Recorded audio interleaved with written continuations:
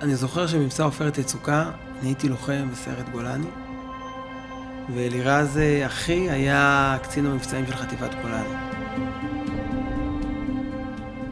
ובאחד הימים אני נמצא בתוך חדר. פתאום אני שומע את הקול הצרוד המעושן של אלירז. מה קורה? אני זוכר את עצמי, טס מהחדר, ופשוט המבטים שלנו נפגשים. באותה שנייה, כאילו, מה עושים עם כל האהבה הזאת, ואז ישר בום, כאילו, מכות אחד לשני. ואז בשלב מסוים אנחנו מתקרבים מספיק בשביל לחבק.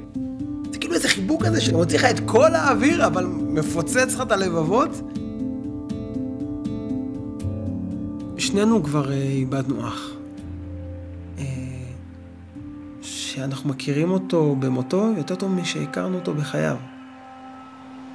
אני זוכר שזה בעצם היה בקיץ האחרון לפני שאוראל נהרג, הוא לקח אותנו למפל יהודיה. בשלב מסוים הוא מעלה אותי על איזשהו מדף סלע, ואמא שלי מתחילה לצעוק, אוריאל, תיזהר, תוריד אותו, אוריאל. ואז אוראל אומר לי, קפוץ. כי הוא רצה שאני נצח את הפחד.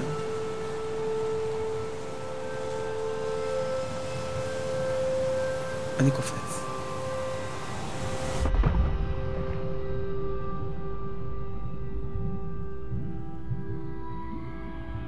ואני חושב שאוריאל היה זה שקפץ למים ראשון במשפחה.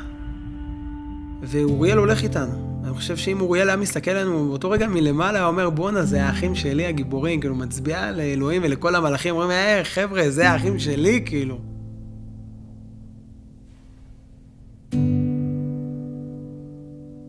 אלירז בשבילי זה קשר שאין לו סוף. זה הידיעה שיש מישהו שלא משנה מה. הוא יהיה שם בשבילי. כל כך הרבה זיכרונות נכנסו לרגע הזה. ואני זוכר שנסענו, וכל הנוף משתנה כזה, ונהיה הרבה יותר קדום כזה. באיזשהו שלב הנסיעה אלירז אומר לי שכאילו, שאני צריך לזכור שיש משהו שהוא יותר חזק מאיתנו, זה החיים. וגם אבא שהוא נפטר, הוא לא יכול לעשות את החיים שלי. והוא אומר לי, אל תדאג אחי, אני איתך. ואולי החיבוק הזה, הוא היה חיבוק שאלירז נתן לי בכיתה A, שהלכנו לנחל דוד, והוא התקדם לחיבוק הזה שקיבלתי ממנו, שעמדנו על התלולית אפר בבית ההרוס אחרי שאבא נפטר, ביום הגיוס שלי לצבא, שבאתי פעור וצעיר לפני הבקו"ם. אבל החיבוק לא השתנה, הוא נשאר חזק כמו שהוא. הוא נשאר כאילו, אני אוהב אותך.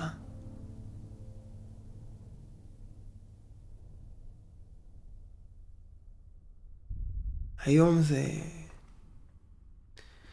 אני מרגיש שאני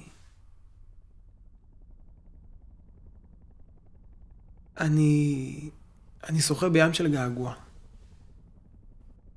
שאני לא נותן לאף אחד להיכנס אליו. כי כל מי שיכנס אליו הוא ידווה. ואני שוחה